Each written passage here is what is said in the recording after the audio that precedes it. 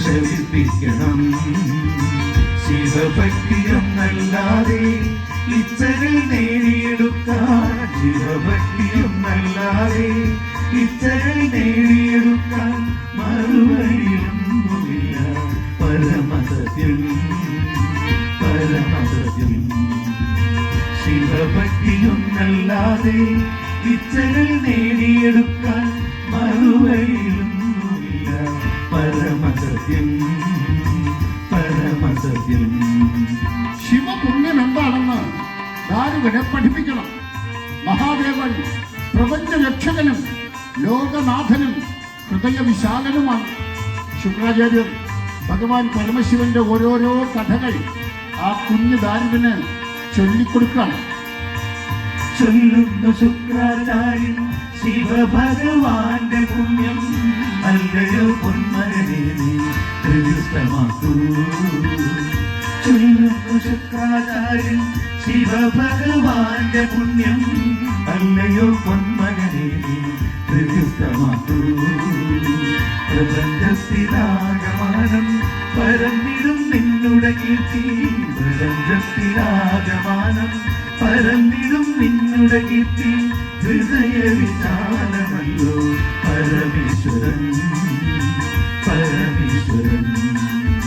പ്രപഞ്ചത്തിലാകമാനം പരന്നിടും നിന്നുടെ കീർത്തി. ഹൃദയ വിശാലമല്ലോ പരമേശ്വരൻ പരമേശ്വരൻ. ദാരുകന് 5 വയസ്സ് പൂർത്തിയായി. 5 വയസ്സ് മാത്രം പ്രായമുള്ള കുഞ്ഞു ദാരുകൻ കണ്ടോ, ഭഗവാന്റെ ഉഗ്രരൂപം മനസ്സിൽ പ്രദർശിച്ചുകൊണ്ട് മഹാദേവനെ പ്രാർത്ഥിക്കുന്നത് കണ്ടോ. ചുടലഭസ്മം മേലിലണിയുന്ന ദേവ, നാഗവൃന്ദങ്ങളെ ചാർത്തുന്നൊരീശ.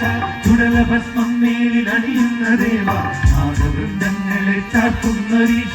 വേദഭൂതങ്ങളധിപനാം നാഥ, ദിവ്യവരദായക കൈലാസനാഥ.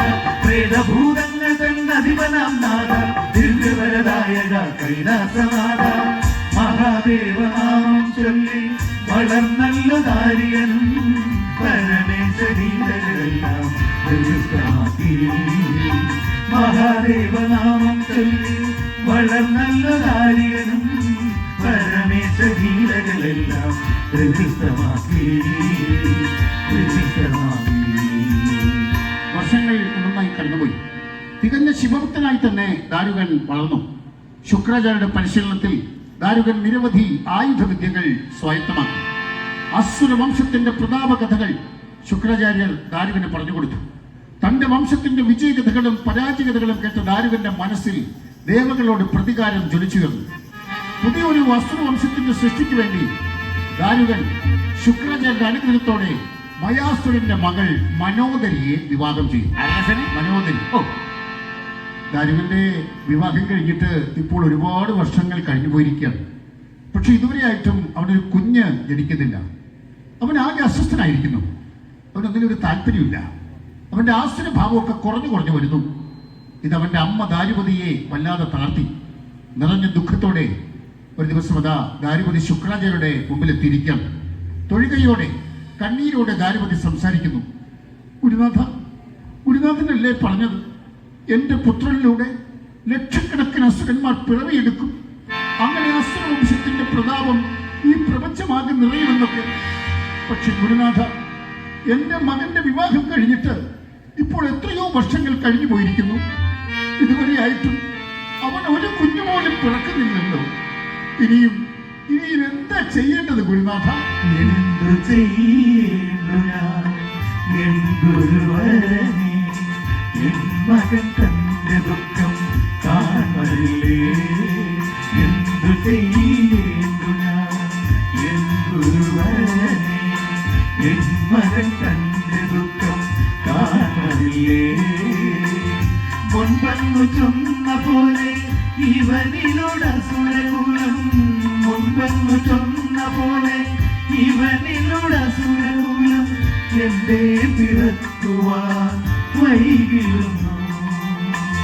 മുൻപന്നു ചൊന്ന പോലെ ഇവനിലൂടെ അസുരകുലം എന്റെ പിറക്കുവാൻ വൈകിടുന്നു. എന്തു ചെയ്യേണ്ടു ഞാൻ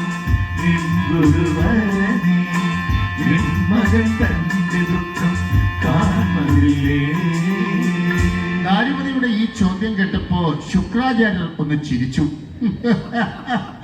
ദാരുവതി, ഓരോന്നിനും ഓരോ സമയമുണ്ട്. പുതിയ അസുരവംശത്തിന്റെ സൃഷ്ടിക്ക് മുഹൂർത്തം അടുത്തു വരുന്നതേ ഉള്ളൂ. ഏതായാലും പുത്രലബ്ധിക്ക് വേണ്ടി നീ നിന്റെ മകൻ ദാരുകനോട് നേരെ കൈലാസത്തിൽ ചെന്ന് അവന്റെ ആരാധ്യദേവനായ സാക്ഷാൽ പരമശിവനെ തന്നെ പ്രാർത്ഥിക്കാൻ പറയുക. എല്ലാം ശുഭമായി കലാശിക്കും. ഗുരുനാഥൻ പറഞ്ഞ കാര്യം ദാരുവതി വന്ന് തന്റെ മകനെ ദാരുകനെ അറിയിച്ചു. ദാരുവിന് ഒരുപാട് സന്തോഷമായി. ജനിച്ച നിമിഷം മുതൽ താൻ ആരാധിക്കുന്ന തന്റെ ഇഷ്ടദേവൻ ഭഗവാൻ പരമശിവൻ വസിക്കുന്ന കൈലാസത്തിലേക്ക് പോകാൻ ദാരുകൻ തീരുമാനിച്ചു. കണ്ടോ, അവൻ പുറപ്പെട്ടു കഴിഞ്ഞു. ആ പോക്ക് കണ്ടോ? ദാനവവീരൻ ദാരുകൻ കൈലാസ സന്നിധി തേടി. ദാനവവീരൻ ദാരുകൻ കൈലാസ സന്നിധി തേടി. യാത്രയായി ഭഗവാന്റെ അനുഗ്രഹ പുണ്യം നേടാൻ. യാത്രയായി ഭഗവാന്റെ അനുഗ്രഹ പുണ്യം നേടാൻ. അരളിൽ ഒരു കരിങ്കച്ച വലിച്ചു മുറുക്കി കെട്ടി അതിന്റെ ഉള്ളിൽ 7 ചെമ്പാണികളും ഒരു പൊന്നൻ സൂചിയും തിരികെ വെച്ച് വെളുത്ത ഹിമശൈലങ്ങൾക്കിടയിലൂടെ കറുത്തവനായ ദാരുകൻ പോകുന്നത് കണ്ടാൽ വെൺമേഘങ്ങൾക്കിടയിലൂടെ ഒരു കരിമേഘം തെങ്ങി നീങ്ങി പോകുന്നത് പോലെ തോന്നും. വെൺമേഘങ്ങൾക്കിടയിലൊരു കരിധൂമരൂപം പോലെ. വെൺമേഘങ്ങൾക്കിടയിലൊരു കരിധൂമരൂപം പോലെ. അരയിൽ കരികറ്റ ചുറ്റിയവൻ ഗർവോടെ നീളെ യാത്രയായി. അരയിൽ കരികറ്റ ചുറ്റിയവൻ ഗർവോടെ നീളെ യാത്രയായി. ഗർവോടെ നീളെ യാത്രയായി. ആശ്രഭാവത്തിന്റെ മൂർത്തി രൂപം പോലെ ശിരസ് ഉയർത്തിപ്പിടിച്ചുകൊണ്ട് ഗർവോടെ ദാരുകൻ കൈലാസത്തിലേക്ക് നടന്നു വരുന്നത് ഭദ്രപീഠത്തിൽ ഇരുന്നുകൊണ്ട് മഹാദേവനും പാർവതി ദേവിയും കാണുന്നുണ്ടായിരുന്നു. ഈ അസുരൻ വരം വാങ്ങാൻ വരുന്നത് കണ്ടപ്പോൾ തന്നെ പാർവതി ദേവിക്ക് വല്ലാത്ത ഭയമായി. ദേവിയുടെ പാരവശ്യമൊക്കെ കണ്ട് രസിച്ചിരിക്കുകയാണ് ഭഗവാൻ പരമശിവൻ. മഹാദേവ, അവിടുന്ന് കാണുന്നില്ലേ ഈ ദാരുകന്റെ ഗർവം? ഭഗവാനെ പ്രാർത്ഥിക്കാനല്ല, യുദ്ധത്തിന് ക്ഷണിക്കാൻ വരുമ്പോഴെയാണ് ഈ അഹങ്കാരിയുടെ വരവ്. ദേവി, എന്തിനാണ് ഈ ഭയം? നമ്മെ പ്രാർത്ഥിക്കാൻ തന്നെയാണ് ദാരുകാസുരൻ വരുന്നത്. നമ്മെ പ്രാർത്ഥിക്കുന്ന ഭക്തർക്ക് വരം നൽകാൻ നാം ബാധ്യസ്ഥനുമാണ്.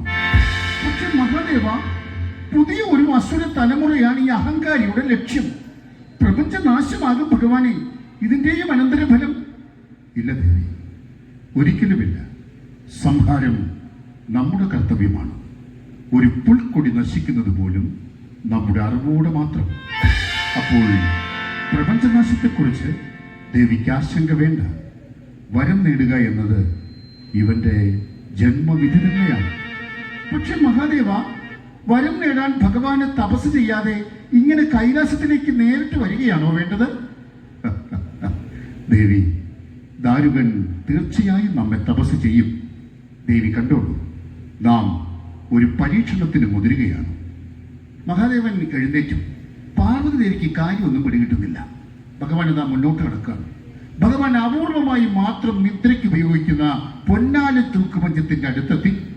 പാർവതി ദേവിയെ നോക്കി ഒന്ന് പുഞ്ചിരിച്ചിട്ട് മഹാദേവൻ മെല്ലെ ആ തൂക്കുമഞ്ചത്തിൽ കയറിക്കിടന്ന് സുഖ നിദ്ര പ്രാപിച്ചു. കുണ്ടോദരനും നന്ദികേശനും മഹാദേവന്റെ ഇരുവശങ്ങളിലായി ഭഗവാൻ കാവലും നിന്നു. പൊന്നാലും പരമേശ്വരൻ നിദ്രയായി. പൊന്നാലും തൂക്കുമഞ്ചമേലേ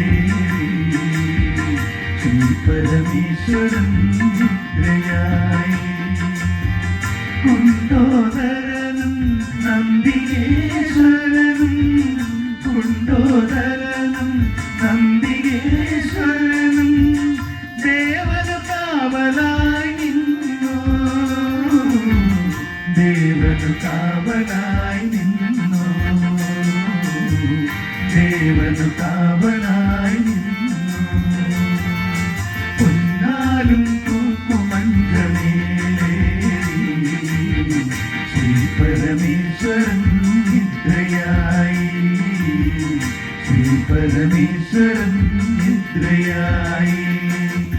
മഹാദേവൻ ഉറങ്ങിയത് കണ്ടപ്പോ സത്യം പറഞ്ഞാൽ പാർവതീദേവിക്ക് സമാധാനമായി. കാരണം ഭഗവൻ ഇനി ഉണരണമെങ്കിൽ അനേകം നാളുകൾ കഴിയും. വരം വാങ്ങാൻ അതുവരെയൊന്നും കൈലാസത്തിൽ കാത്തു നിൽക്കാതെ ഈ ദാരുകൻ വന്ന വഴിക്ക് വേഗം മടങ്ങി പൊയ്ക്കോളും. അത് ചിന്തിച്ച് പാർവതി ദേവിയുടെ മനസ്സ് കുളിർന്നു. പാർവതി ദേവി തൻ മനം കുളിർന്നു. ദാരികൻ വന്ന വഴി മടങ്ങുമല്ലോ. പാർവതി ദേവി തൻ മനം കുളിർന്നു. ദാരികൻ വന്ന വഴി മടങ്ങുമല്ലോ. മരതലം നേടുവാൻ ഉലകം ഹരിക്കുവാൻ കഴിയാതെ കാത്തുനിന്നു മടങ്ങുമല്ലോ. പരബലം നേടുവാൻ ഉലകം ധരിക്കുവാൻ കഴിയാതെ കാത്തുനിന്നു മടങ്ങുമല്ലോ. പൊന്നാലും തൂക്കുമഞ്ചലേറി ശ്രീ പരമേശ്വരൻ നിദ്രയായി. ശ്രീ പരമേശ്വരൻ നിദ്രയായി. ശ്രീ പരമേശ്വരൻ നിദ്രയായി. അതാ ദാരുകൻ കൈലാസത്തിലേക്ക് പ്രവേശിക്കാം. ഭഗവാന്റെ ഭദ്രപീഠത്തിന്റെ അടുത്തെത്താനുള്ള ആ വെള്ളിക്കൽപ്പടവിന്റെയും സ്വർണ്ണക്കൽപ്പടവിന്റെയും സമീപത്തുള്ള ചെന്താമരപ്പൊയ്കയിൽ മുങ്ങിക്കുളിച്ച് ഈറനോടെ കൽപ്പടവുകൾ ഒന്നൊന്നായി ചവിട്ടിക്കയറി അവൻ ഭഗവാന്റെ ഭദ്രപീഠത്തിന് മുമ്പിലെത്തി. ഭദ്രപീഠത്തിൽ പാർവതി ദേവി മാത്രമേ ഉള്ളൂ. മഹാദേവനെ കാണുന്നില്ല. ദാരുകൻ നാലുപാട് നോക്കി. ഭഗവാൻ എങ്ങുമില്ല. ദേവി! മഹാദേവൻ എവിടെയാണ് ദേവി? ദേവി, നമുക്ക് പുത്രലബ്ധിക്കുള്ള വരം വേണം. പറയൂ ദേവി, നമ്മുടെ ഭഗവാൻ എവിടെയാണ്? ദാരുക, മഹാദേവൻ നിദ്രയിലാണ്. അധിക നാൾ കഴിഞ്ഞ് ഭഗവാൻ നിദ്ര വിട്ട് എഴുന്നേൽക്കും. അതുകൊണ്ട് ഇപ്പോ നീ അസുരലോകത്തേക്ക് മടങ്ങിപ്പോകും. ഇല്ല ദേവി, ഇല്ല. ഭഗവാനെ കാണാതെ പുത്രലബ്ധിക്കുള്ള വരം വാങ്ങാതെ ഈ ദാരുകൻ മടങ്ങില്ല. അമ്മയുടെ അനുഗ്രഹത്തോടെ അരയിൽ കരിങ്കച്ചയും ചുറ്റി ചെമ്പാണികളും പൊന്ന സൂചിയും തിരികെ വെച്ച് കാടും മലയും മഞ്ഞും ചവിട്ടി കയറി ഈ കൈലാസത്തിൽ വന്ന ദാരുകൻ മഹാദേവനെ കാണാതെ മടങ്ങില്ല ദേവി. നമ്മുടെ ഇഷ്ടദേവനെ കാണാതെ മടങ്ങി പോകില്ല. ദാരുകന്റെ ഈ ഭാവമാറ്റവും സംസാരവും ഒക്കെ കണ്ട് അത്ഭുതപ്പെട്ടു നിൽക്കുകയാണ് ഭൂതഗണങ്ങൾ. ദാരുകൻ മുമ്പോട്ട് കിടക്കുന്നു. അവിടെ വളർന്ന് പന്തലിച്ചു നിൽക്കുന്ന ഒരു കൂവളമരത്തിന്റെ ചുവട്ടിലെത്തി അവൻ നിന്നു.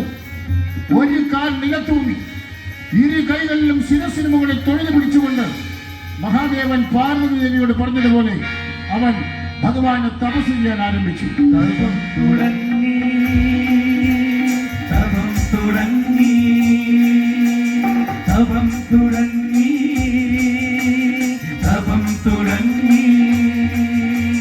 താരികനാകും താരവീരൻ തപം തുടങ്ങി, തപം തുടങ്ങി.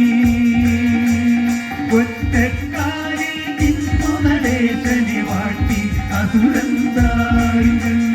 ഒറ്റക്കാലിൽ നിന്നു നടേശനെ വാട്ടി അസുരൻ ദാരുകൻ. വിഷമോഹങ്ങൾ ജനിക്കും മനസ്സിൽ വിടർന്നു ശിവരൂപം. വിഷമോഹങ്ങൾ ജനിക്കും മനസ്സിൽ വിടർന്നു ശിവരൂപം. വിടർന്നു ശിവരൂപം. അവൻ എത്രയൊക്കെ കഠിനമായി തപസ് ചെയ്തിട്ടും ഭഗവാൻ പരമശിവൻ അവന്റെ മുമ്പിൽ പ്രത്യക്ഷനായില്ല.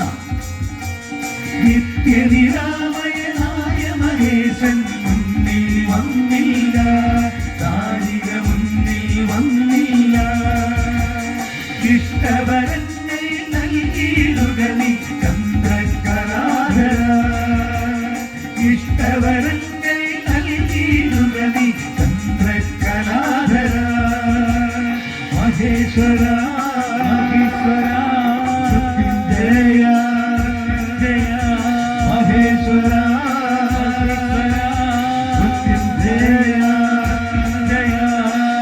അവന്റെ തപസ്സാരംഭിച്ചിട്ട് 7 ദിവസങ്ങൾ കഴിഞ്ഞുപോയി. ഭഗവാൻ പ്രത്യക്ഷനായില്ല. ദാരുകൻ കരിങ്കച്ചയ്ക്കുള്ളിൽ തിരികെ വെച്ചിരുന്ന 7 ചെമ്പാണികൾ പുറത്തെടുത്തു. അതിന്റെ കൂർത്ത മുകളിൽ വരത്തക്ക വിധം അവനത് നിലത്ത് വെച്ചു. എന്നിട്ട് തന്റെ 2 കാലുകളും അമർത്തി അവൻ ആണികൾക്ക് മുകളിൽ കയറി നിന്നു. അവന്റെ കാല് മുട്ടി ചോരയൊലിക്കുന്നു. ചിന്തുന്ന ചോരയാൽ മൊത്തം വിളിച്ചുകൊണ്ട് അവൻ ഭഗവാനെ തപസ് ചെയ്യുന്നു. ചെമ്പാണിയേഴു നിലത്തു നിർത്തി പാദങ്ങളാണികളിലൂട്ടി. ചെമ്പാണിയേഴു നിലത്തു നിർത്തി പാദങ്ങളാണികളിലൂട്ടി. ചിന്തിടും ചോരയാൽ മുന്തു വിളിച്ചു ശംഭോ മഹാദേവനെ. ചിന്തിടും ചോരയാൽ മുന്തു വിളിച്ചു ശംഭോ മഹാദേവനെ. കണ്ണൂർ തുറന്നില്ല നാരികൻ കണ്ണുടെ മുന്നിൽ അണഞ്ഞില്ല ദേവൻ. കണ്ണൂർ തുറന്നില്ല നാരികൻ കണ്ണുടെ മുന്നിൽ അണഞ്ഞില്ല ദേവൻ. മുന്നിൽ അണഞ്ഞില്ല ദേവൻ. 7 ദിവസം പിന്നെയും കഴിഞ്ഞു. ഭഗവാൻ പ്രത്യക്ഷനായില്ല. അവൻ പൊന്നിൻ സൂര്യ നിലത്തൂന്നി അതിന്റെ മുകളിൽ കയറി നിന്ന് ആത്മപീഠയോടെ തപസ് തുടരുന്നു. അരയിലെ പൊൻസൂനി ധരണിയിലൂട്ടി അതിനുമേൽ പാദമമർത്തി. അരയിലെ പൊൻസൂനി ധരണിയിലൂട്ടി അതിനുമേൽ പാദമമർത്തി. പ്രത്യക്ഷനായില്ല തമ്പുരാനിത്രയും നിർഭയനാകുന്നതെന്തേ. പ്രത്യക്ഷനായില്ല തമ്പുരാനിത്രയും നിർഭയനാകുന്നതെന്തേ. നിർഭയനാകുന്നതെന്തേ. 7 ദിവസം പിന്നെയും കഴിഞ്ഞു. തുടർച്ചയായി 21 ദിവസം തപസ്സനുഷ്ഠിച്ചിട്ടും ഭഗവാൻ പ്രത്യക്ഷനായില്ല. ദാരുകന്റെ മുഖം കോപം കൊണ്ട് ജ്വലിച്ചു. മഹാദേവ, സർവചരാചരങ്ങളും പൂജിച്ചാരാധിക്കുന്ന മൃത്യുഞ്ജയ, അവിടുന്ന് ഈ ഭക്തനെ പരീക്ഷിക്കുന്നു. പക്ഷേ ഭഗവാനെ, ഭഗവാന്റെ കൊടിയ നിദ്രയ്ക്ക് ഭംഗം വരുന്ന ഘോര തപസ്സാരംഭിക്കുന്നു ഈ ദാരുകൻ. ദാരുകൻ ആ കൂവളമരത്തിലേക്ക് വലിഞ്ഞു കയറി. അരയിൽ ചുറ്റിയിരുന്ന കരിങ്കച്ച അടിച്ച് കൂവളമരത്തിന്റെ ഉയർന്ന ശാഖയിൽ ഒരു തല അവൻ മുറുക്കിക്കെട്ടി. ആ കച്ചയുടെ മറുതല അവൻ തന്റെ വലതുകാലിലെ പാദത്തിൽ ബന്ധിച്ചു. എന്നിട്ട് ആ മരത്തിൽ നിന്നും പിടിവിട്ടവൻ താഴേക്ക് ചാടി. ആ കൂവളമരത്തിന്റെ മുകളിൽ തലകയിലായി ആ കരിങ്കച്ചയിൽ ദാരുകൻ തൂങ്ങിയാടുന്നു. അതേ കിടപ്പിൽ കിടന്നുകൊണ്ട് അവൻ തന്റെ തപസ് തുടരുന്നു. കൂവളശാലയിലേറി കാലിൽ കരിങ്കച്ച വ്യക്തി. കൂവളശാലയിലേറി കാലിൽ കരിങ്കച്ച വ്യക്തി. തലകീഴായി കൈകൾ കൂപ്പി വീണ്ടും തപം തുടങ്ങി. തലകീഴായി കൈകൾ കൂപ്പി വീണ്ടും തപം തുടങ്ങി. തപം തുടർന്നു.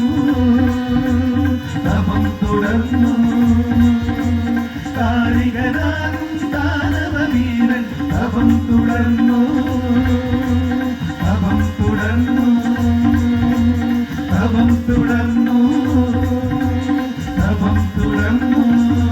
ദാരുകന്റെ വിചിത്രമായ ഈ തപസ് ആരംഭിച്ച് 3 ദിവസം കഴിഞ്ഞപ്പോ ദാരുകന്റെ ചലനത്തിനനുസരിച്ച് കൈലാസമാകെ മെല്ലെ ചലിച്ചു തുടങ്ങി.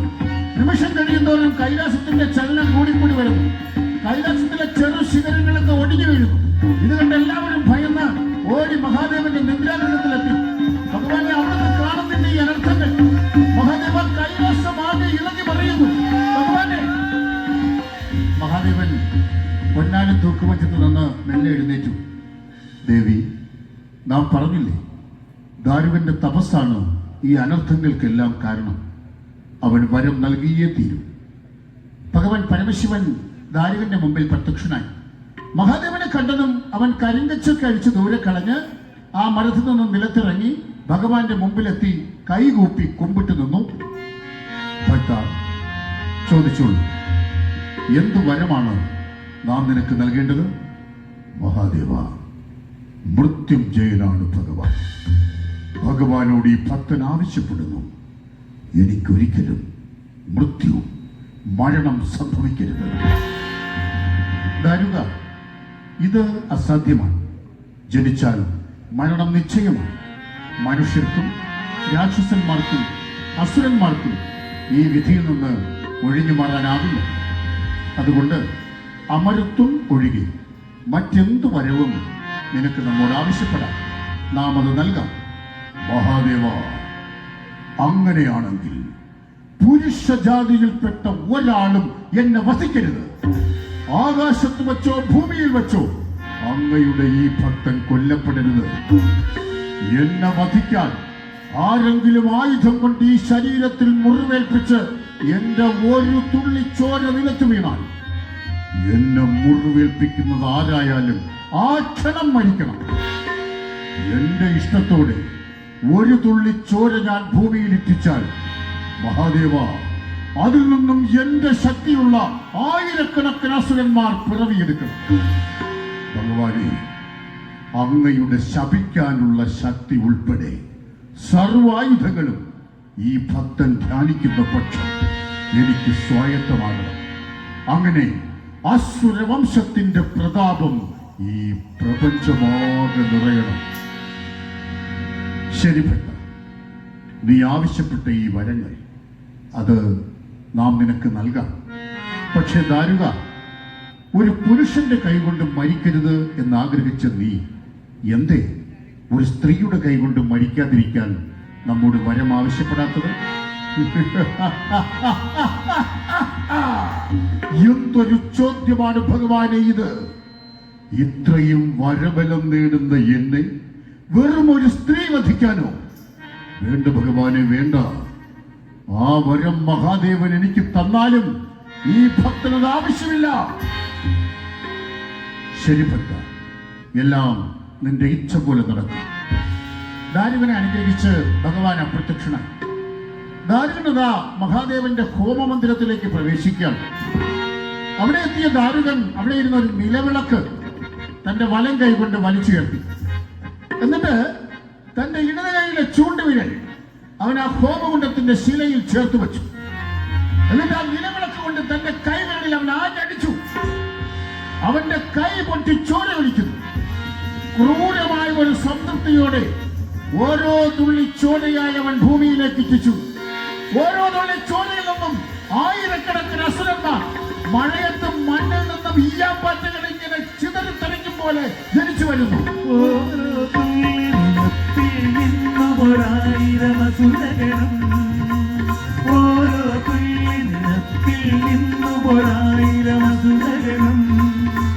പിറന്നു വന്നവ ശവങ്ങൾ തേടും കഴുകന്മാരെ പോലെ, പിറന്നു വന്നവ ശവങ്ങൾ തേടും കഴുകന്മാരെ പോലെ. അസുരന്മാർ ദാരുകനെ കൈകൊണ്ടു നിൽക്കുന്നു. പോകൂ, ആസുര ലോകത്തേക്ക് പോകൂ. അവിടെ നമ്മുടെ മാതുലൻ മയാസുരൻ നിങ്ങൾക്കായി ഒരു പുത്തൻ സാമ്രാജ്യം ഒരുക്കിയിട്ടുണ്ട്. ചെല്ലൂ. ദാരിക കൽപ്പന കേട്ടവർ പറഞ്ഞു അസുരന്മാരുടെ ഭൂവിൽ. ദാരിക കൽപ്പന കേട്ടവർ പറഞ്ഞു അസുരന്മാരുടെ ഭൂവിൽ. കൈലാസമാകെ വിറച്ചു, കൈലാസമാകെ വിറച്ചു. ദേവഗണങ്ങൾ പാടെ ഭയന്നു. കൈലാസമാകെ വിറച്ചു. ദേവഗണങ്ങൾ പാടെ ഭയന്നു. ആർത്തട്ടഹസിനെ കൊണ്ട് അസുരന്മാർ അസുരലോകത്തേക്ക് പോയി കൈലാസമാകെ നിന്ന് വിറയ്ക്കുന്നു. ഹോമമന്ദിരത്തിന്റെ പുറത്തേക്ക് ഇറങ്ങാൻ ഭാവിച്ച ദാരുകൻ എന്തോ ആലോചിച്ചുകൊണ്ട് അവിടെ തന്നെ നിൽക്കുകയാണ്. മഹാദേവൻ ആവശ്യപ്പെട്ട എല്ലാ വരങ്ങളും വന്നു. ഒരു സ്ത്രീയുടെ കൈകൊണ്ട് മരിക്കാതിരിക്കാൻ വരം വേണ്ടേ എന്നീ മഹാദേവൻ ചോദിക്കുകയും ചെയ്തു. ഒരു പക്ഷേ ഈ ഭഗവാൻ എന്നെ വധിക്കാൻ ഒരു സ്ത്രീയെ സൃഷ്ടിച്ചാൽ, അല്ലെങ്കിൽ വരബലത്താൽ അസുരവംശം നേടുന്ന പ്രതാപം കാണുന്ന ദേവന്മാർ മഹാദേവനെ കൊണ്ട് തന്നെ തന്ന വരങ്ങളെല്ലാം തിരിച്ചെടുപ്പിച്ചാൽ പാടില്ല. എന്റെ പൂർവികരായ അസുരന്മാർക്ക് സംഭവിച്ച അബദ്ധം ഈ ദാരുകന് സംഭവിക്കാൻ പാടില്ല. എന്താണ് വഴി? എന്തൊക്കെയോ ആലോചിച്ചുകൊണ്ട് അവൻ അങ്ങോട്ടും ഇങ്ങോട്ടും നടക്കുന്നു. അവന്റെ മനസ്സിൽ നിന്ന് മഹാദേവ ഭക്തി കുറഞ്ഞു കുറഞ്ഞു വരുന്നു. വനശക്തിയാലുള്ള അഹങ്കാരം അവന്റെ നാടി ഞരമ്പുകളിൽ നുരഞ്ഞു പറയുന്നു. നിമിഷങ്ങൾ ഒന്നൊന്നായി കഴിഞ്ഞുപോയി. ജനിച്ച നിമിഷം മുതൽ അവനിലുണ്ടായിരുന്ന ശിവഭക്തി അവനിൽ നിന്നും പരിപൂർണമായി വിട്ടൊഴിഞ്ഞു. വരലെത്തിയാലുള്ള അഹങ്കാരവും ആസുരഭാവവും അവനെ കീഴടക്കി. മഹാദേവ ഭക്തി നശിച്ച ദാരുകൻ, അഹങ്കാരിയായി തീർന്ന ദാരുകൻ ഭഗവാന്റെ ഹോമകുണ്ഡത്തിൽ അഗ്നി ജ്വലിപ്പിച്ചു. ആ അഗ്നിക്ക് മുമ്പിൽ അവൻ ഇരുന്നു. എന്നിട്ട് തന്റെ ഇരു കൈകളിലെയും കൂർത്ത നഖങ്ങൾ അവൻ തന്റെ ഇടത്തെ തുടയിലേക്ക് ആഴ്ത്തി ഇറക്കി. തന്റെ തുടയിൽ നിന്നും മാംസം വലിച്ചു പടച്ചെടുത്ത് ഇറ്റ് വീഴുന്ന ചോരയോടെ അവൻ ആ ഹോമാഗ്നിയിൽ ഇടുന്നു. അവന്റെ മാംസം കരിഞ്ഞ് കറുത്ത പുകയുന്നു. മഹാദേവ, അവിടുന്ന് ഈ ദാരുകന് നൽകിയ വരം ഇനി അങ്ങ് വിചാരിച്ചാൽ പോലും തിരിച്ചെടുക്കാൻ കഴിയാത്ത വിധത്തിൽ അവിടുന്ന് ഈ ദാരുകന് വരമായി നൽകിയ അങ്ങയുടെ ശപിക്കാനുള്ള ശക്തി ഉപയോഗിച്ച് ഈ ദാരുകൻ അങ്ങയെ ശപിക്കുന്നു. അങ്ങയ്ക്ക് വസൂരി ഉൾപ്പെടെ സകല വ്യാധികളും പിടിപെടട്ടെ.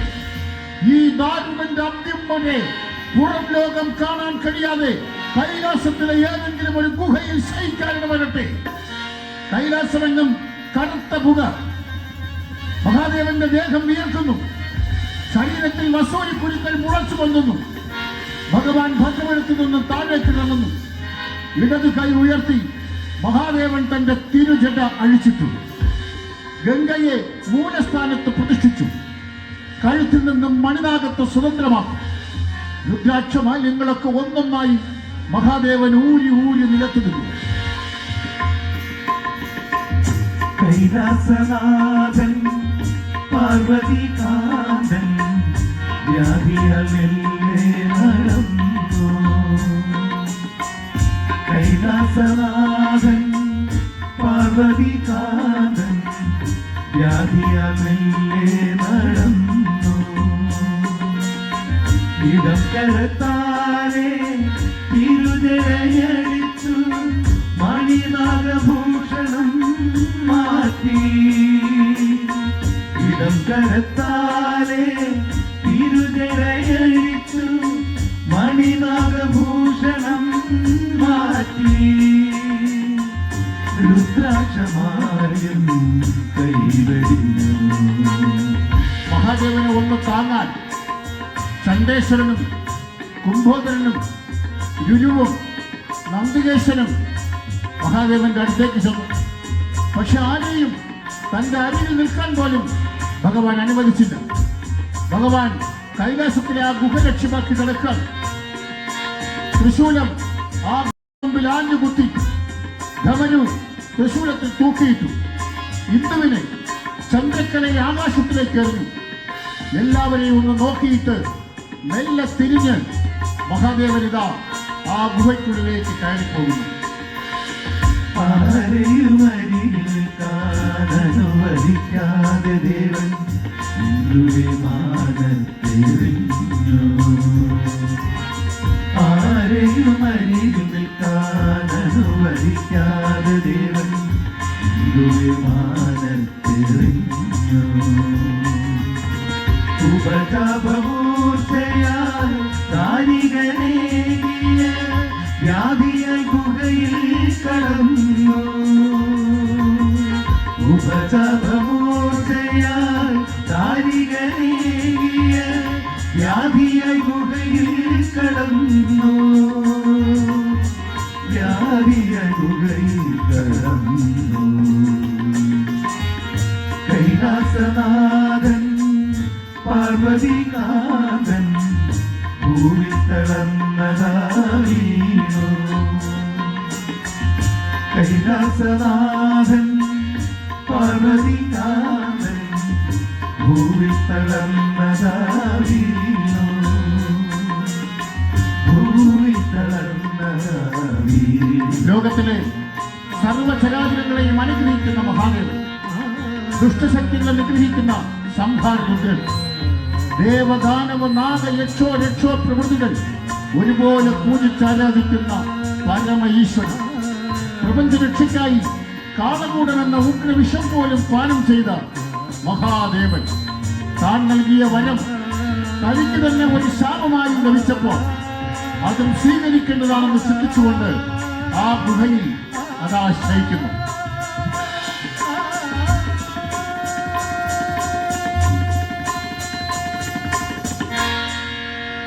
കണ്ടോ അസുരലോകം?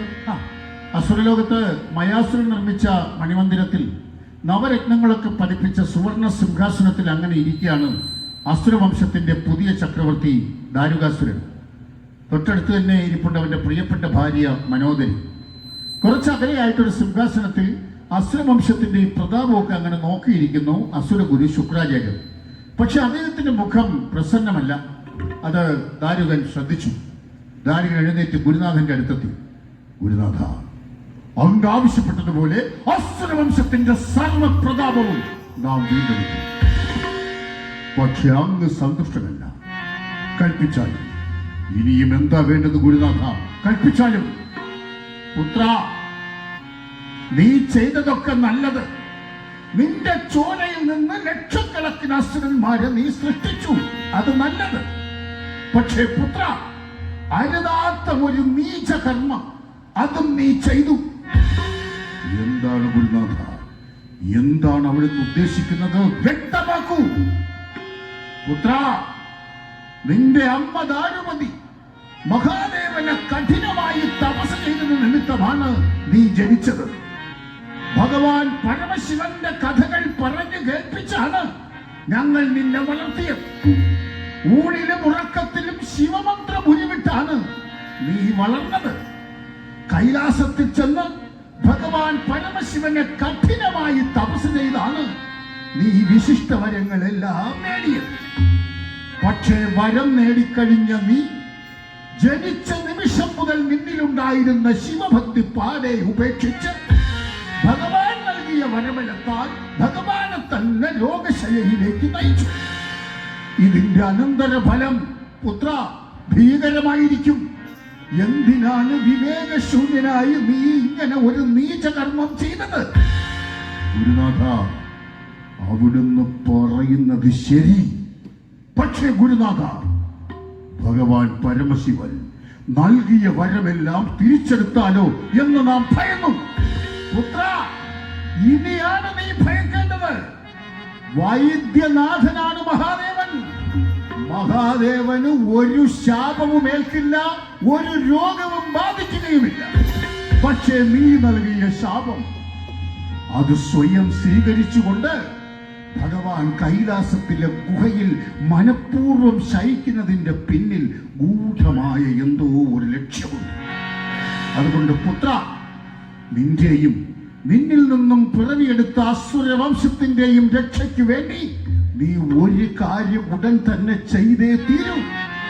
കൽപ്പിച്ചാലും ഗുരുനാഥ, കൽപ്പിച്ചാലും. എന്താണ് ചെയ്യേണ്ടത്? കൽപ്പിച്ചാലും. പുത്ര, നിനക്ക് മഹാദേവൻ നൽകിയ വരം അത് അസുരമന്ത്രം കൂടി ഉപയോഗിച്ച് മണിമന്ത്ര വിദ്യ എന്ന ഒറ്റ മന്ത്രവിദ്യയാക്കണം. എന്നിട്ടത് നീ നിന്റെ ഭാര്യ മനോദരിക്ക് ചൊല്ലി കൈമാറണം. മനോദരി ഈ മന്ത്രരഹസ്യം ഏതെങ്കിലും ദേവന്മാർക്ക് സ്വന്തം ഇഷ്ടത്തോടെ ചൊല്ലിക്കൊടുത്താൽ വല്ലാതെ നിന്നെയോ നിന്നിൽ നിന്നും പിറവിയെടുത്ത അസുരവംശത്തെയോ ആർക്കും ഒന്നും ചെയ്യാൻ കഴിയില്ല. വരബലം മുഴുവനും മണിമന്ത്രശക്തിയാക്കേണം. അല്ലയോ നാരിക, വരബലം മുഴുവനും മണിമന്ത്രശക്തിയാക്കേണം. രഹസ്യമതു നിന്മനോദരി തന്നെ കേകണം ആയുർബലത്തിനായി. രഹസ്യമതു നിന്മനോദരി തന്നെ കേകണം ആയുർബലത്തിനായി. കേകണം ആയുർബലത്തിനായി. സമാധാനമായി ഗുരുനാഥ, നമുക്ക് സമാധാനമായി. ഈ മഹാശക്തി രഹസ്യത്തെ മറ്റാർക്കും കൈമാറിടാത്ത കാലം വരെ നീ. ഈ മഹാശക്തി രഹസ്യത്തെ മറ്റാർക്കും കൈമാറിടാത്ത കാലം വരെ നീ.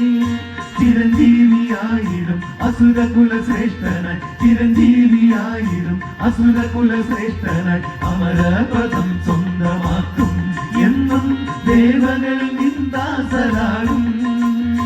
അമരപദം സ്വന്തമാക്കും എന്നും സേവകൾ നിന്ദാസരാകും. ഒരു കൊടിയ ശത്രുവുമായി നീ യുദ്ധം ചെയ്യേണ്ടി വരുമ്പോ നീ പരാജയപ്പെടുന്നു എന്ന് നിനക്ക് തോന്നിയാൽ യുദ്ധഭൂമിയിൽ നിന്നും തിരിച്ചു കയറാതെ ആരെ വിട്ടെങ്കിലും മനോദരിയിൽ നിന്ന് ഈ മണിമന്ത്ര വിദ്യ നീ ചൊല്ലി സ്വീകരിക്കണം. പുത്രി മനോദരി, എന്തു സംഭവിച്ചാലും ഒരു ദേവന്മാർക്കും നിന്റെ ഈ മന്ത്രരഹസ്യം നീ പരിപൂർണ മനസ്സോടെ ചൊല്ലി കൈമാറാൻ പാടില്ല. ഗുരുനാഥ, അങ്ങ് എന്തൊക്കെയാണ് ഈ പറയുന്നത്? നമ്മുടെ ജീവരഹസ്യം നമ്മുടെ പ്രിയ പത്നി ഏത് ദേവന് കൈമാറാൻ? അങ്ങയുടെ അനുഗ്രഹത്തോടെ നാം നേടിയ വരശക്തി ഇതാ മണിമന്ത്ര വിദ്യയാക്കി നമ്മുടെ പ്രിയതമയ്ക്ക് നൽകുന്നു. മനോദരിയെയും കൂട്ടി ദാരുകൻ തന്റെ അന്തഃപുരത്തിലേക്ക് നടന്നു. കണ്ടോ കൈലാസത്തിൽ ഭഗവാൻ പരമശിവൻ ആ ഗുഹയ്ക്കുള്ളിൽ തന്നെ ശയിക്കുകയാണ്. പ്രപഞ്ചത്തിലെ ദേവശക്തികളൊക്കെ മഹാദേവന് കാവലെന്നോണം ഭഗവാന്റെ പീഠാവസ്ഥയിൽ ഭഗവാനൊപ്പം ആ ഗുഹയ്ക്ക് വെളിയിലിരിക്കുകയാണ്. അഷ്ടദിക്പാലകന്മാരും സപ്തക്ഷികളും സപ്തമാതൃക്കളും ഉൾപ്പെടെ സകലരും. പെട്ടെന്ന് വിഷ്ണു ഭഗവാൻ അവിടെ പ്രത്യക്ഷനായി. പാർവതി ദേവിക്ക് പോലും പ്രവേശനം നിഷേധിക്കപ്പെട്ടിരിക്കുന്ന ആ ഗുഹയ്ക്കുള്ളിലേക്ക് വിഷ്ണു ഭഗവാൻ കയറി പോവുകയാണ്. എല്ലാവരും ആകാംക്ഷയോടെ അകത്തേക്ക് നോക്കുന്നു. പക്ഷെ ഒന്നും കാണാൻ പറ്റുന്നില്ല. വിഷ്ണു ഭഗവാനും മഹാദേവനും എന്തൊക്കെയോ സംസാരിക്കുന്നത് കേൾക്കാം, പക്ഷെ വ്യക്തമല്ല. കുറച്ചു കഴിഞ്ഞപ്പോൾ വിഷ്ണു ഭഗവാൻ പുറത്തു വന്നു. പാർവതി ദേവിയുടെ അടുത്തെത്തി. ദേവിയോട് വിഷ്ണു ഭഗവാൻ സംസാരിക്കുന്നു. ദേവി സമാധാനമായിരിക്കണം. മഹാദേവന്റെ ക്ലേശവാസം ഇന്നേക്ക് 7-ാം ദിവസം അവസാനിക്കും. ഭഗവാന്റെ തൃക്കണ്ണിൽ നിന്ന് ഒരു അഗ്നിനാളം ഈ ഗുഹയ്ക്ക് പുറത്തേക്ക് വരും. അത് ഒരു അഗ്നിഗോളമായി മാറും. പിന്നെ അതിൽ നിന്നും ഉഗ്രസ്വരൂപിണിയായ പുത്രി പിറവിയെടുക്കും. ദക്ഷപുരിയിൽ ദക്ഷന്റെ ദർപ്പമടക്കാൻ വീരഭദ്രനൊപ്പം നിന്ന ആ ശക്തി ദാരികപുരിയിൽ ദാരികനെ നിഗ്രഹിക്കാൻ പിറവിയെടുക്കും. അതാണ് ഭദ്രകാളി. ഭദ്രകാളിയുടെ പിറവിക്ക് വേണ്ടിയാണ് മഹാദേവൻ ക്ലേശവാസത്തിൽ കഴിയുന്നത്. ഇത് ഭഗവാന്റെ ഒരു തപസ്സും ലീലയുമാണ്. പാർവതി ദേവിയെ നോക്കി ഒന്ന് പുഞ്ചിരിച്ചിട്ട് വിഷ്ണു ഭഗവാൻ അപ്രത്യക്ഷനായി. ഇത് കേട്ടു നിന്ന ഭൂതഗണങ്ങൾക്കൊക്കെ വലിയ സന്തോഷമായി. അവരാ 7-ാം ദിവസത്തിന് വേണ്ടി കാത്തിരിക്കുകയാണ്. ആ ദിവസം വന്നെത്തി. മഹാദേവന്റെ തൃക്കണ്ണിൽ നിന്ന് ഒരു അഗ്നിനാളം അത് ആ ഗുഹയ്ക്ക് പുറത്തേക്ക് വരുന്നു. അത് ഒരു അഗ്നിഗോളമായി ആ ഗുഹയെ 3 വട്ടം വലം വെച്ചു. എന്നിട്ടത് ചിതറിത്തെറിച്ചു. അതിൻ്റെ ഉള്ളിൽ നിന്നും ഭദ്രകാളി ഉഗ്രസ്വരൂപിണിയായ ദേവി ഇതാ പ്രത്യക്ഷയാകുന്നു. ദേവിയുടെ രൂപവും ഭാവവും ഒക്കെ കണ്ട് ഭൂതഗണങ്ങൾ പാട്ടുപാടി ദേവിക്ക് ചുറ്റും ചൂട് വെച്ച് നൃത്തം ചെയ്യുന്നു. കാളി ഭദ്രകാളി കാളിമ പൂണ്ട ദേവി, കാളി ഭദ്രകാളി കാളിമ പൂണ്ട ദേവി, ഉഗ്രസ്വരൂപിണിയായി സംഹാരരുദ്രയായി, ഉഗ്രസ്വരൂപിണിയായി സംഹാരരുദ്രയായി, തൃക്കണ്ണിലെത്തിയുമായി എത്തിയമ്മ, തുള്ളിയുറഞ്ഞാടി എത്തിയമ്മ, തൃക്കണ്ണിലെത്തിയുമായി എത്തിയമ്മ, തുള്ളിയുറഞ്ഞാടി എത്തിയമ്മ, കാളി ഭദ്രകാളി കാളിമ പൂണ്ട ദേവി, കാളി ഭദ്രകാളി കാളിമ പൂണ്ട ദേവി, ഭദ്രേ മഹാകാളി ശത്രുനാശിനി മാരി, ഭദ്രേ മഹാകാളി ശത്രുനാശിനി മാരി, കാളി ഭദ്രകാളി കാളിമ പൂണ്ട ദേവി, കാളി ഭദ്രകാളി കാളിമ പൂണ്ട ദേവി. ഭദ്രകാളി ഭഗവാന്റെ ഗുഹയ്ക്കുള്ളിലെത്തി ഭഗവാനെ താണു തൊഴുതു. പിതാവെ, കൽപ്പിച്ചാലും ഈ പുത്രി എന്താ വേണ്ടത്?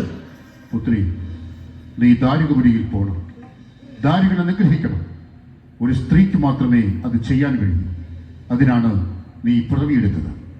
നിനക്ക് വാഹനമായി കരിമ്പന ചുവട്ടിലൊരു വേതാളവും പടയാളികളായി കൂലികളും കൂട്ടിനുണ്ടാവും. ചെല്ലു, ദാരികനെ നിഗ്രഹിച്ച് അവന്റെ ശിരസ്സും കൊയ്ത് കൈലാസത്തിലേക്ക് മടങ്ങി വരും. ശരി, നാം ഇതാ ദാരികപുരിയിലേക്ക് പോകുന്നു. പുത്രി, ഒരു നിമിഷം. ദാരുകന് നാം നൽകിയ വരം അവൻ മണിമന്ത്ര വിദ്യയാക്കി അവന്റെ ഭാര്യയ്ക്ക് കൈമാറിയിരിക്കുകയാണ്. അതുകൊണ്ട് യുദ്ധത്തിൽ നീ പരാജയപ്പെടുന്നു എന്ന് നിനക്ക് തോന്നിയ പുത്രി, നമ്മെ ധ്യാനിച്ചുകൊണ്ട് നീ കൈലാസദിക്കിലേക്ക് നോക്കണം. പിന്നീടെല്ലാം സംഭവിക്കേണ്ടതുപോലെ സംഭവിക്കും. ചെല്ലു. അതാ വേതാളത്തെ വാഹനമാക്കി, കൂളികളെ പടയാളികളാക്കി, ദാരികപുരിയിലെത്തി ദാരികന്റെ ശിരസ് വയ്യാൻ ആ തട്ടകസിച്ചുകൊണ്ട് ഭദ്ര ദാരികപുരിയിലേക്ക് കുതിച്ചു. അംഗത്തിനായി പുറപ്പെടും നമ്പിക ലോകമാതാവാം ഭദ്ര. അംഗത്തിനായി പുറപ്പെടും നമ്പിക ലോകമാതാവാം ഭദ്ര. കാരികാസുര ഘോരവൈരിയെ ഹനിക്കുവാൻ അവതരിച്ചെത്തിയോരമ്മ. കാരികാസുര ഘോരവൈരിയെ ഹനിക്കുവാൻ അവതരിച്ചെത്തിയോരമ്മ. കാളി കരിങ്കാളിയമ്മ. കപാലമാലം ചാർത്തുമമ്മ. കാളി കരിങ്കാളിയമ്മ. കപാലമാലം ചാർത്തുമമ്മ. കൈലാസനാഥന്റെ യജ്ഞനേത്രത്തിന് ഭൂതയായെത്തിയമ്മ. കൈലാസനാഥന്റെ യജ്ഞനേത്രത്തിന് ഭൂതയായെത്തിയമ്മ. സംഹാരരൂപിണിയമ്മ. സംഹാരരൂപിണിയമ്മ. ഭദ്രകാളിയും കൂളികളും ദാരികപുരിയുടെ കോട്ടയ്ക്ക് മുമ്പിലെത്തി. അവിടെ നിന്നുകൊണ്ട് ദാരുകാസുരനെ പോരിനെ വിളിച്ചു. ദാരുകൻ സർവായുധങ്ങളും ധരിച്ച് ഒരു കരിമല പോലെ ഭദ്രയുടെ മുമ്പിൽ പ്രത്യക്ഷയായി. ദാരുകനെ കണ്ടതും ഭദ്രകാളിയുടെ ഭാവം മാറി. ഏയ് ദാരുക, വരം നൽകിയ നമ്മുടെ പിതാവിനെ അതേ വരശക്തിയ യോഗശൈലിയിലേക്ക് നയിച്ച് നിന്റെ ശിരസ് നാം കൊയ്യും. ആയുധമെടുക്ക്. ഏയ് കാളി, നിർത്ത്. നിനക്കറിയില്ല ഈ ദാരുവന്റെ ശക്തി. ദാരുവന്റെ ശാപം നിമിത്തം കൈലാസത്തിലെ ഏതോ ഒരു ഗുഹയിൽ യോഗിയായി ശയിക്കുന്ന മഹാദേവനാണോ നിന്നെ സൃഷ്ടിച്ചത്? ദാരുക, നിർത്ത്. നീ ആയുധമെടുക്ക്. ഹേയ് കാളി, ഈ നിമിഷം നിന്നെ പിടിച്ചു കിട്ടി നമ്മുടെ അന്തഃപുരത്തിലെത്തിക്കാൻ നമുക്ക് കഴിയും. ദാരുകന്റെ ഈ വാക്കുകൾ കേട്ടതും ഭദ്ര കോപം കൊണ്ട് ജ്വലിച്ചു. തന്റെ കയ്യിൽ നിന്ന് ആയുധങ്ങൾ ഒന്നൊന്നായി ദാരുകനെ പ്രയോഗിച്ചു. അസുര പടയാളികളൊക്കെ തിരിഞ്ഞോടുന്നു. പരാജയം മണത്ത ദാരുകൻ മഹാദേവൻ വരമായി നൽകിയ ആയുധങ്ങൾ ധ്യാനിച്ചു. ശിവശക്തി ഉൾക്കൊള്ളുന്ന ആയുധങ്ങൾ ദാരുകന് സ്വായത്തമാകുന്നു. ആ ആയുധം ദാരുകൻ ഭദ്രകാളിക്ക് നേരെ പ്രയോഗിക്കുന്നു. മഹാദേവന്റെ ശക്തി ഉൾക്കൊള്ളുന്ന ആയുധത്തിന് മുമ്പിൽ പിടിച്ചു നിൽക്കാൻ ഭദ്രകാളിക്ക് കഴിയുന്നില്ല. ഭദ്രകാളി പരാജയപ്പെട്ട് പിന്നാക്കം കിടക്കുന്നു. കാളി, നാ പറഞ്ഞില്ലേ, വരൂ, നമ്മുടെ അന്തഃപുരമാണ് നിനക്ക് അഭികാമ്യം. ദാരുകന്റെ കൊടും വാക്കുകൾ കേട്ട് ചെവി പൊത്തി മഹാദേവൻ പറഞ്ഞതുപോലെ കൈലാസ ദിക്കിലേക്ക് നോക്കി തന്റെ പിതാവിനെ ഭഗവാനെ പ്രാർത്ഥിച്ചു നിൽക്കുന്നു ഭദ്രകാളി. തന്റെ പുത്രിക്ക് സംഭവിക്കുന്ന ഈ അപജയം മഹാദേവൻ അറിയുന്നുണ്ടായിരുന്നു. ഭഗവാൻ ഉടൻ വിഷ്ണു ഭഗവാനെ ധ്യാനിച്ചു. വിഷ്ണു ഭഗവാൻ കൈലാസത്തിലെ ആ ഗുഹയിൽ പ്രത്യക്ഷനായി. വിഷ്ണുദേവ, അങ്ങയ്ക്കും അറിവുള്ളതാണ്, നമ്മുടെ പുത്രി ഭദ്ര ദാരികപുരിയിൽ ദാരുകനുമായുള്ള യുദ്ധത്തിൽ ഇപ്പോൾ പരാജയപ്പെടുകയാണ്. വൈകുണ്ഠനാഥനേ നാരായണ, ഭദ്രമെന്ന പരിചയം കാണുന്നില്ലേ. വൈകുണ്ഠനാഥനേ നാരായണ, ഭദ്രമെന്ന പരിചയം കാണുന്നില്ലേ. സുരഗണങ്ങളാലേ ഉലകങ്ങളെല്ലാം സ്വന്തമാകും. ദാരികന സുരഗണങ്ങളാലേ ഉലകങ്ങളെല്ലാം സ്വന്തമാകും. ഉലകങ്ങളെല്ലാം സ്വന്തമാകും. വൈകുണ്ഠനാഥനേ നാരായണ, ഭദ്രതന്ന പരിചയം കാണുന്നില്ലേ. എല്ലാം നാം അറിയുന്നു മഹാദേവ. അത്രയും വിശിഷ്ടങ്ങളായ വരങ്ങളല്ലേ അന്ന് മഹാദേവൻ ആ ദാരുവിന് നൽകിയത്? അതേ വിഷ്ണുദേവ, പക്ഷെ ദാരുവിനെ നിഗ്രഹിക്കണം. നാം നൽകിയ വരം ദാരുകൻ മണിമന്ത്ര വിദ്യയാക്കി അവന്റെ ഭാര്യയ്ക്ക് കൈമാറിയിരിക്കുകയാണ്. മനോദരിയിൽ നിന്ന് എങ്ങനെയും മണിമന്ത്ര വിദ്യ വിഷ്ണു ഭഗവാൻ നേടി ഭദ്രയ്ക്ക് നൽകണം. എല്ലാം കേട്ടു നിൽക്കുന്നു വിഷ്ണു ഭഗവാൻ. പെട്ടെന്ന് മഹാദേവൻ തന്റെ മിഴികൾ അടച്ചു. വലത് കൈ മുറുക്കി നെഞ്ചോട് ചേർത്ത് പിടിച്ചു. 5 നിമിഷം കഴിഞ്ഞ് ഭഗവാൻ കണ്ണുകൾ തുറന്നു. ആ കൈ നിവർത്തി. കൈക്കുള്ളിൽ 5 കുരുമുളക് മണികൾ. വിഷ്ണുദേവ, നമ്മുടെ സംഹാര ശക്തിയാണ് ഈ കുരുമുളക് മണികൾ. മണിമന്ത്രവിദ്യ നൽകിക്കഴിഞ്ഞ് ഈ മുളക് മണികളും അങ്ങ് ഭദ്രയ്ക്ക് നൽകണം. ഇതൊന്നൊന്നായി കടിച്ചു പൊട്ടിക്കുമ്പോൾ നമ്മുടെ പരിപൂർണമായ സംഹാര ശക്തി ഭദ്രയിൽ സന്നിവേശിക്കും. പിന്നെ ഭദ്രയെ പരാജയപ്പെടുത്താൻ ഈ പ്രപഞ്ചത്തിൽ ഒരു ശക്തിക്കും കഴിയില്ല. ചെല്ലു, ഭദ്രയെ അനുഗ്രഹിച്ച് ദാരിക നിഗ്രഹം സുസാധ്യമാക്കും. കുരുമുളക് മണികളും വാങ്ങി വിഷ്ണു ഭഗവാൻ യാത്രയായി. ഇത് കണ്ടോ, ദാരികപുരിയിലെ അന്തപ്പുരം. അവിടെ ഭദ്രകാളിയുമായി ഏറ്റുമുട്ടുന്ന ദാരുകന്റെ വിജയത്തിന് വേണ്ടി പ്രാർത്ഥിച്ചുകൊണ്ടിരിക്കുകയാണ് അവന്റെ ഭാര്യ മനോദരി. തന്റെ ഭർത്താവ് അജയ്യനാണ്, പരാജയപ്പെടുത്താൻ ആർക്കും കഴിയില്ല. പക്ഷെ അന്ന് വരം വാങ്ങിയ കൂട്ടത്തിൽ ഒരു സ്ത്രീയുടെ കൈകൊണ്ട് മരിക്കാതിരിക്കാൻ വരം വേണ്ടേ എന്ന് മഹാദേവൻ ചോദിച്ചിട്ടും തന്റെ ഭർത്താവ് അന്ന് സ്വീകരിച്ചില്ല. ഇപ്പോൾ തന്റെ ഭർത്താവുമായിട്ട് യുദ്ധം ചെയ്യുന്ന ഒരു സ്ത്രീയാണ്. ആ സ്ത്രീയെ സൃഷ്ടിച്ചിരിക്കുന്നതോ സാക്ഷാൽ മഹാദേവൻ. അതുകൊണ്ട് തന്നെ തന്റെ ഭർത്താവിന്റെ വിജയത്തിൽ മനോദരിക്ക് ആശങ്കയുണ്ട്. പെട്ടെന്നൊരു പടയാളി യുദ്ധഭൂമിയിൽ നിന്ന് അവിടേക്ക് ഓടി വന്നു. മഹാറാണി, മഹാറാണി! അവന്റെ വിളി കേട്ട് മനോദരി എഴുന്നേറ്റു. മഹാറാണി, നമ്മുടെ പടയ്ക്ക് നാശം നേരിടുന്നു. മനോദരി ഞെട്ടിപ്പോയി. മഹാറാണി ഉടൻ തന്നെ മണിമന്ത്ര വിദ്യ ചൊല്ലിത്തരണമെന്ന് ദാരുക ചക്രവർത്തി അറിയിച്ചിരിക്കുന്നു. മനോദരി ആലോചിച്ചു. തന്റെ ഭർത്താവ് യുദ്ധത്തിൽ പരാജയപ്പെടുകയാണെങ്കിൽ രണഭൂമിയിൽ നിന്നും തിരിച്ചു കയറാതെ എങ്ങനെ ഈ മണിമന്ത്ര വിദ്യ ചൊല്ലി സ്വീകരിക്കണമെന്ന് പറഞ്ഞ കാര്യം ഓർത്തു. അതുകൊണ്ട് തന്റെ ഭർത്താവിന് നൽകാൻ വേണ്ടി രണ്ടാമതൊന്നും ആലോചിക്കാതെ മണിമന്ത്രവിദ്യ ആ പടയാളിക്ക് ചൊല്ലി കൈമാറി. മണിമന്ത്രവിദ്യ കേട്ട് കഴിഞ്ഞതും ആ പടയാളിയുടെ രൂപം മാറി. ശംഖചക്ര ഗദാധാരിയായ ശ്രീഹരി മഹാവിഷ്ണുവിന്റെ സുന്ദര രൂപം അവിടെ പ്രത്യക്ഷമായി. ഇത് കണ്ട് മനോദരി ഭയന്നുപോയി. അവൾ എന്തൊക്കെയോ പറയാൻ ശ്രമിക്കുന്നു. അതൊന്നും കേൾക്കാതെ വിഷ്ണു ഭഗവാൻ യുദ്ധഭൂമിയിലെത്തി. മഹാദേവനെ പ്രാർത്ഥിച്ചു നിൽക്കുന്ന ഭദ്രയ്ക്ക് മണിമന്ത്രവിദ്യയും കുരുമുളക് മണികളും കൈമാറി. മണിമന്ത്രവിദ്യ കേട്ട് കുരുമുളക് മണികൾ ഒന്നൊന്നായി വായിലിട്ട് കടിച്ചു പൊട്ടിച്ചതും ഭദ്രയുടെ രൂപം മാറി. ആ ശരീരം വളർന്നു. ദേഹത്ത് കാണിമ, അനേകം കൈകൾ, ഓരോ കൈകളിലും ദിവ്യായുധങ്ങൾ, വായിൽ ദർശകൾ, ചോര നിറത്തിൽ നാവ് പുറത്തേക്ക് നേടുന്നു. കണ്ണുകൾ, നേത്രങ്ങൾ ചെങ്കടൽ പോലെ പ്രഭ വിതറുന്നു. നേത്രങ്ങൾ ചെങ്കടൽ പ്രഭ വിതറി, ദേഹം കറുത്തുകരി മുകിൽ പോലെ.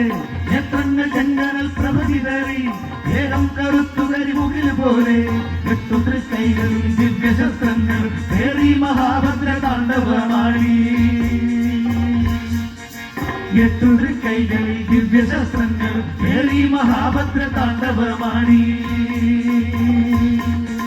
സംഹാര താണ്ഡവമാടി.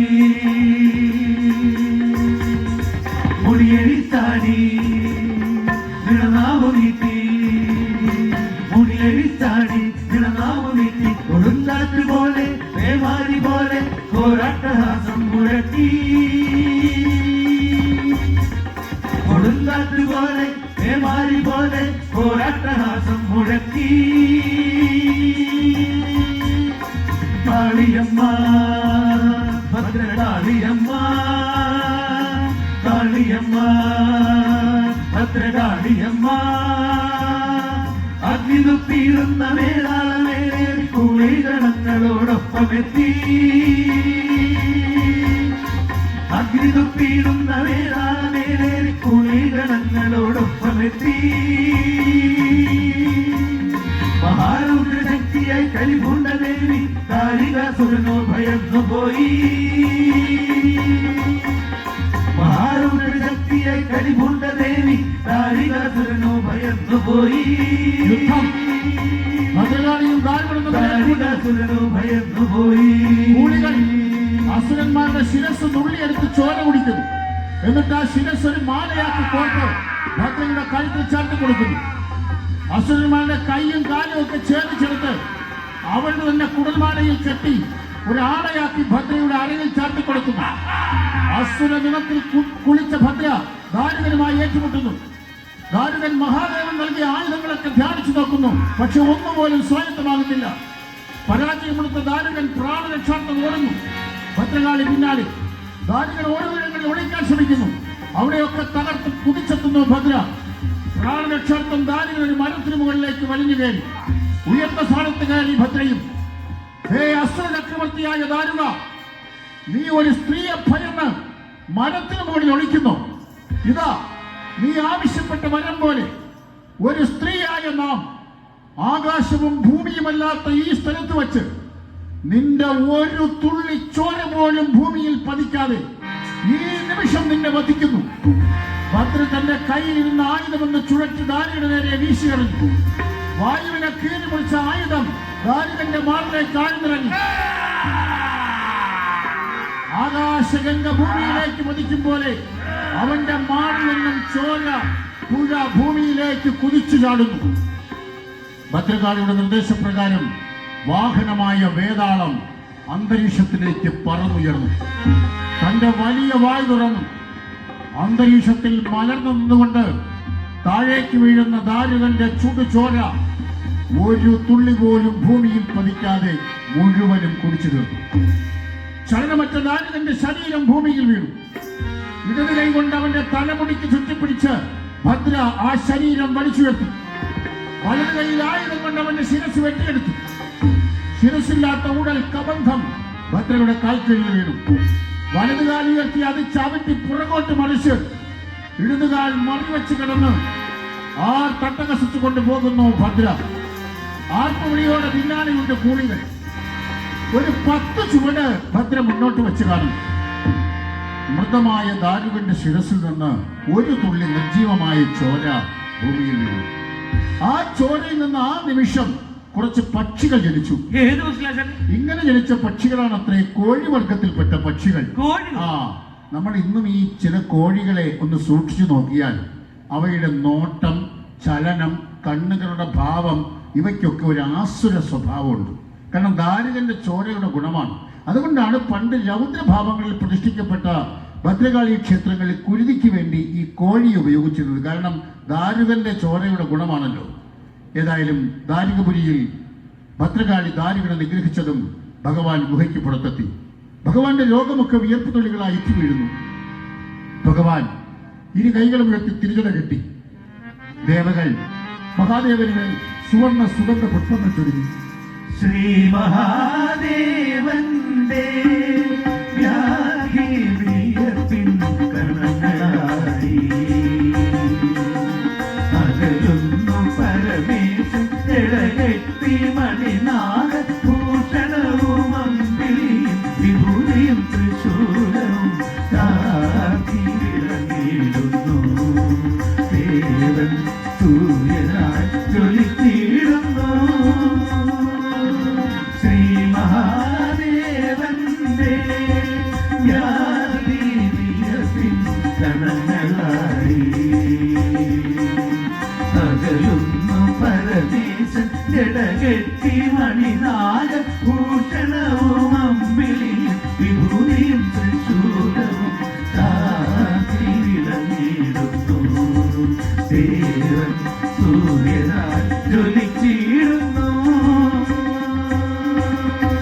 അങ്ങനെ മഹത്തായ ഒരു ലീലയിലൂടെ മഹത്തായ ഒരു പാഠം ഭഗവാൻ പരമശിവൻ നമ്മളെയൊക്കെ പഠിപ്പിച്ചിരിക്കുകയാണ്. എന്താണ്? നമ്മളുടെ മനസ്സിൽ നല്ല ഭക്തിയാണുള്ളതെങ്കിൽ നമുക്ക് ചെയ്യുന്ന എല്ലാ യജ്ഞവും എല്ലാ പ്രയത്നവും വിജയിക്കും. നമ്മുടെ മനസ്സിൽ നിന്ന് നിഷ്കാമമായ ഭക്തി എപ്പോൾ നഷ്ടപ്പെടുന്നുവോ അപ്പോൾ നമുക്ക് സർവ്വതും നശിക്കും. അതാണ് ദാരുകാസുരന് സംഭവിച്ചത്. ജനിച്ച നിമിഷം മുതൽ അവനിലുണ്ടായിരുന്ന ശിവഭക്തി അവന് ധാരാളം വരങ്ങൾ ലഭിക്കുകയും അവൻ ഉയരുകയും ചെയ്തു. പക്ഷേ ഭക്തി നഷ്ടപ്പെട്ടപ്പോൾ അവന് പരിപൂർണമായി നാശത്തിന് കീഴടങ്ങേണ്ടി വന്നു. നമ്മുടെ മനസ്സിൽ നന്മയുണ്ടെങ്കിൽ ഏത് മൃഗീയ ഭാവത്തിലുള്ള ശത്രുക്കളെയും നമുക്ക് നിഷ്പ്രയാസം പരാജയപ്പെടുത്താം. ഇതാണ് ശിവകുടുംബം പ്രത്യക്ഷമായി നമുക്ക് കാണിച്ചു തരുന്ന സന്ദേശം. മഹത്തായ ഒരു സങ്കല്പമാണ് ശിവകുടുംബം.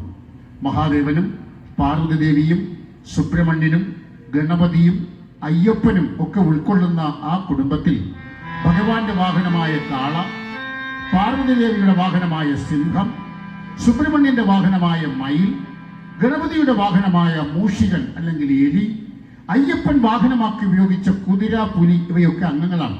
കൂടാതെ ഭഗവാൻ ആഭരണമാക്കി അണിഞ്ഞിരിക്കുന്ന ഉഗ്രവിഷമുള്ള നാഗങ്ങൾ. നമ്മളൊന്ന് ആലോചിക്കണം, ഒരേ കുടുംബത്തിൽ സമൈക്യത്തോടെ കഴിയുന്ന ഈ ജീവികൾ എല്ലാം പരസ്പരം ശത്രുക്കളാണ്. സിംഹവും കാളയും തമ്മിൽ, പാമ്പും എലിയും തമ്മിൽ, പാമ്പും മയിലും തമ്മിൽ, പുലിയും കുതിരയും തമ്മിൽ, സിംഹവും കുതിരയും തമ്മിൽ. ഇങ്ങനെ എങ്ങനെയൊക്കെ തിരിച്ചും മറിച്ചുവിട്ട് നോക്കിയാലും ആജന്മ ശത്രുതയുള്ള മൃഗീയ മനസ്സുകളെ അഥവാ മൃഗങ്ങളെ ഒരു കുടുംബത്തിന്റെ പൊട്ടാത്ത ചങ്ങലയിൽ ബന്ധിപ്പിച്ചൊരു ചിത്രം ഭഗവാൻ പരമശിവൻ നമ്മുടെ മുമ്പിൽ അവതരിപ്പിക്കാം. വിവേകശേഷിയില്ലാത്ത, ചിന്താശേഷിയില്ലാത്ത ഈ മൃഗങ്ങളും പക്ഷികളും ഉരകങ്ങളും എന്നൊക്കെ നമ്മൾ പറയുമ്പോൾ അവർക്ക് സ്നേഹത്തോടെ സമൈക്യത്തോടെ ഒരു കുടുംബത്തിൽ കഴിയാമെങ്കിൽ വിവേകശാലികളെന്ന് അഭിമാനിക്കുന്ന മനുഷ്യരായ നമ്മൾ, അച്ഛനും അമ്മയും മക്കളും തമ്മിൽ എന്തിനാണ് വഴക്ക്, അയൽവക്കക്കാർ തമ്മിൽ എന്തിനാണ് ഒരു പിണക്കമെന്നൊരു ചോദ്യം പരോക്ഷമായി ഭഗവാൻ മുന്നോട്ട് വയ്ക്കുന്നുണ്ട്. ഭാരതത്തിന്റെ ആധ്യാത്മിക സമ്പത്ത് കൂമ്പാരം കൂടി കിടക്കുന്ന ഹിമവൽ പ്രദേശത്ത് ഗംഗോത്രിയും യമുനോത്രിയും കേദാർനാഥും നാരായണഗിരിയും നാരായണാശ്രമവും രാക്ഷസ്ഥാളും ഒക്കെ സമ്മേളിക്കുന്ന, മാനസ സരസ്സും ഒക്കെ സമ്മേളിക്കുന്ന ആ ഹിമവൽ പ്രദേശത്ത് എത്തിക്കഴിഞ്ഞാലും കേൾക്കുന്നത് ശിവമന്ത്രം തന്നെയാണ്. പ്രാണനാദം വിഭും വിശ്വനാദം ജഗന്നാഥം സദാനന്ദഭാജം ഭവത്ഭൂതേശ്വരം ഭൂതനാദം ശിവം ശങ്കരം ശംഭും ഈശാനവീരേ. പ്രാണനാദം വിഭും വിശ്വനാദം ജഗന്നാഥനാദം സദാനന്ദഭാജം ഭവത്ഭൂതേശ്വരം ഭൂതനാദം ശിവം ശങ്കരം ശംഭും ഈശാനവീരേ.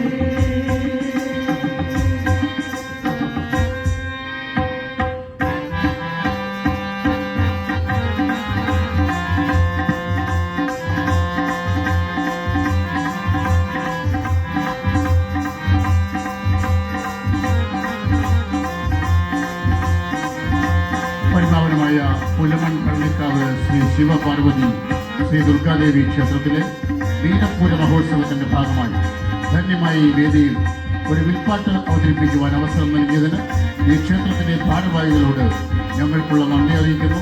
ഒപ്പം ഇന്ന് ഈ കഥ ഇവിടെ സമർപ്പിച്ച Rohini group of companies Kottarakkara, ഇതിന്റെ പ്രൊപ്പറേറ്ററോടും ഈ കമ്പനിയിലെ ഓരോ ജീവനക്കാരോടും അവരുടെ കുടുംബാംഗങ്ങളോടും ഞങ്ങൾക്കുള്ള ആത്മാർത്ഥമായ നന്ദി ഈ അവസരത്തിൽ അറിയിക്കാനും ഞങ്ങൾക്ക് മനോഹരമായി ശബ്ദം നൽകി സഹായിച്ച കൊട്ടാരക്കര റിഥം ഇവന്റ്സിന്റെ പ്രവർത്തക സുഹൃത്തുക്കൾക്ക് നന്ദി.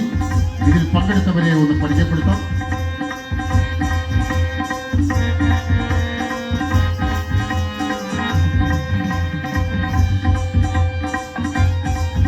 രംഗത്ത് ആശാൻ അനിൽ പോത്തൻകോട്, അനീഷ് തോന്നയ്ക്കൽ, പ്രസാദ് മുടപുരം, മണികണ്ഠൻ തോന്നയ്ക്കൽ, ജയരാജ്.